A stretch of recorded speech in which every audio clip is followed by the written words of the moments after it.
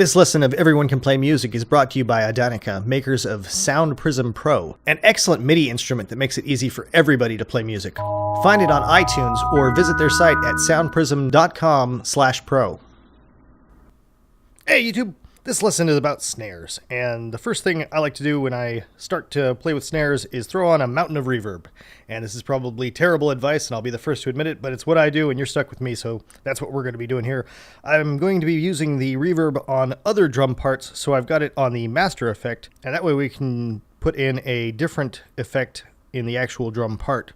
So I start off by enabling the effect. I've got the kick drum from last lesson and a simple noise oscillator going on for the snare, which is about the easiest way you can do any kind of snare sound. And I'm going to start throwing in this reverb, and as you see, I'm maxing it out. And you can change how much of that you're getting with the level here.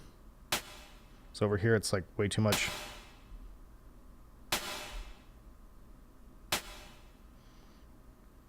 That sounded pretty good. I'm going to bring in some of the kick.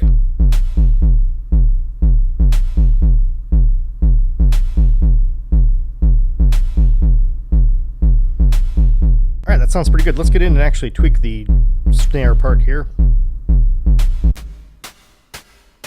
So as you see, all I've got is this noise maxed out here and nothing else going on. And since we've got our effect slot open, I'm throwing in a valve force on this, which I'll bring in slowly here. You hear how that's adding not only volume, but a little bit of distortion to that noise as well.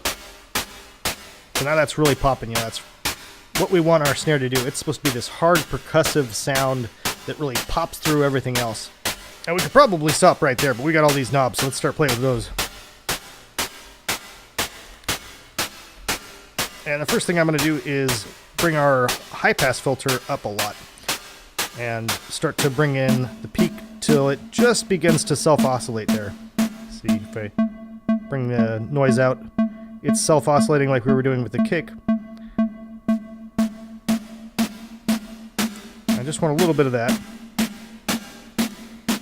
And whereas with the kick we were keeping it down around here, we want this to be above the kick. We want the kick and the snare to sound at the same time and still be distinctive. So by pushing this way up here, it's keeping it, you know, a whole big frequency range above the kick. And from there you can start to shape it, taking off the high end there with the low pass filter. And giving that just a little bit of resonance to get our frequency popping there. And make sure your envelope generator 2, which is controlling our amplifier, is set to a fairly low number on the decay, because you don't want it to be sounding as long as the kick does. And that sounds pretty good. Let's listen to it with the kick.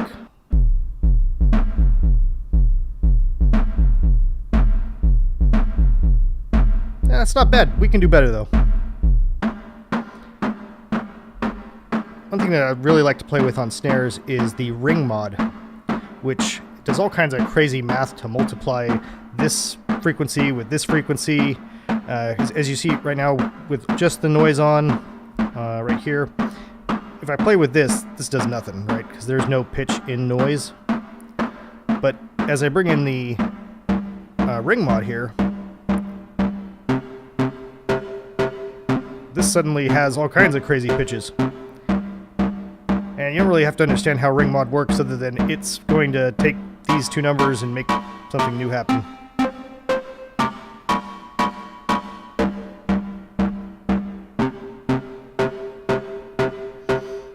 And then you can further refine that sound using the tuning here. Here we're getting some really abrasive sounds. And here it's getting into like synth pop territory. I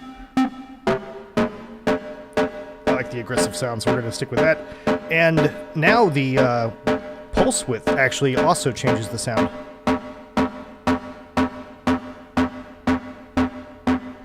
Which is interesting, right? Because when we just have noise,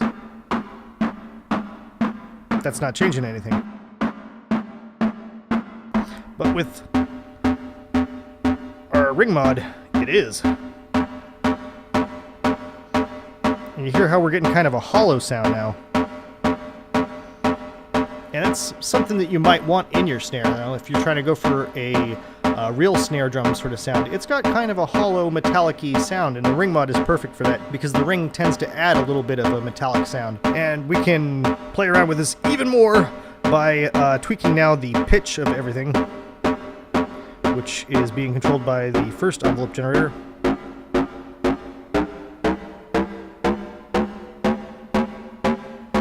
And now we've got a really hollow sound, which has got kind of that ting, that metallic ting at the beginning. So let's listen to that in our sequence with the kick. And because we've been shaping the frequencies of our parts, we've made it so that they sit in their own little places. So when I throw in our synth, it's sounding through all of that. You know, we've got all kinds of crazy going on right now. There's a lot of different frequencies playing at all times, but the synth is cutting through all of it because it's in its own area of the frequency spectrum.